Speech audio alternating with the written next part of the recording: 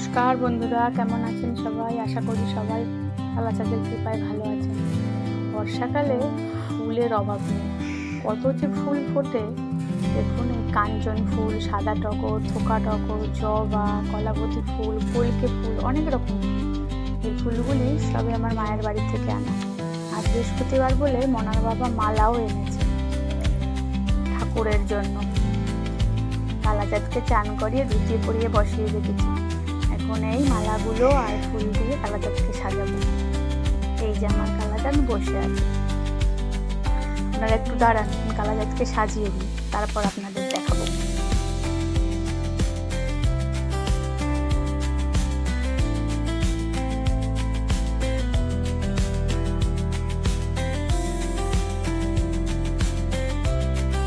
আমার কালাচাঁদকে সাজানো হয়ে গেছে। ফুলের সাজে কালাচাঁদকে মহারাজার মতন লাগছে। অনেকে জগন্নাথকে জগন্নাথ মহারাজ বলেও ডাকে। এটা আমি পুরীতে গিয়ে শুনেছি। অনেকেই বলছে জগন্নাথ মহারাজ কি জয়। ওখানে তো অনেক যাতায়াত ধর্মের মানুষের লোক আসে, বিভিন্ন নামে কালাচাঁদকে সবাই ডাকে। শুনতেও ভালো লাগে। ফুলের সাজে সত্যি ওনাকে অসাধারণ লাগে।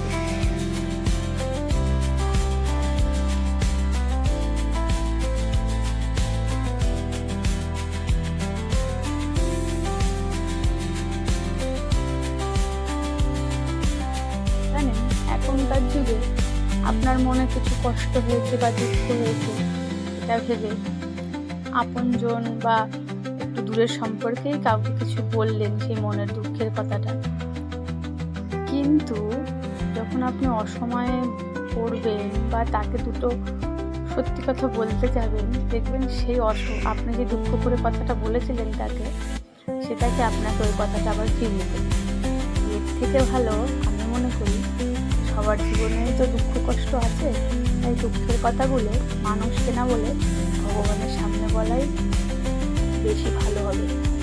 কারণ উনি কষ্টের কথা শোনে, আমাদের কষ্ট দেখেন, আর আশা করি উনি কোনো দিন আমাদেরকে আবার সেই দুঃখের কষ্টের কথাটা ফিরিয়ে দেবে না।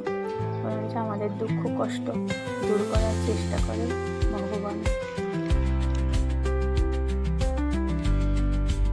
তো এমন দিনকাল পড়েছে, সম্পত্তির জন্য ভাই ভাইকে চেনে না, বোন দাদাকে চেনে না, আর সব থেকে বড় হলো আমার নিজের চোখে দেখা মাও তার সন্তানকে চেনে না।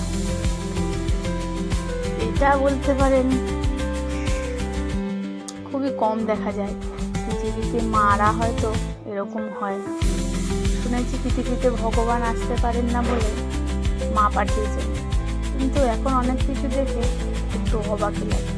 সে যাই হোক, তারা মাকে দেখুন কত সুন্দর লাগবে। কষ্টের কথা যদি বলতে থাকি তাহলে শেষই হবে না। আর ভগবান জানলেই হবে সবার কষ্টের কথা। দুঃখ কষ্ট দূর করার দায়িত্ব তো ওনারই। উনিই ঠিক, ওনার ওপর বিশ্বাস রাখলে আশা করি সবারই সব কষ্ট দূর হয়ে যাবে। শুধু বিশ্বাস আর ভক্তি রাখতে হবে ওনার ওপর।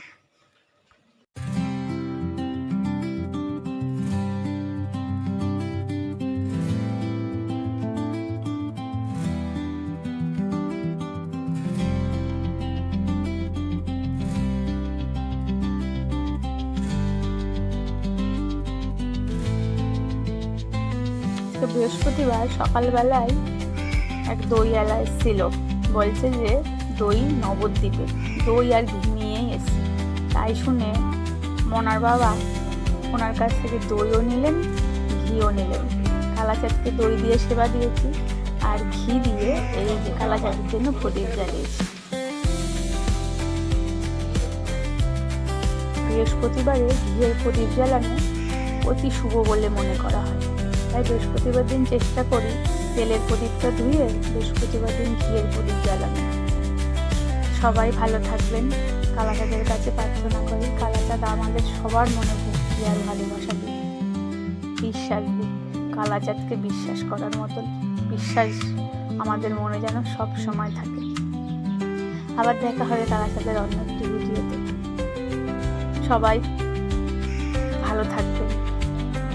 হরে কৃষ্ণ, জয় জগন্নাথ।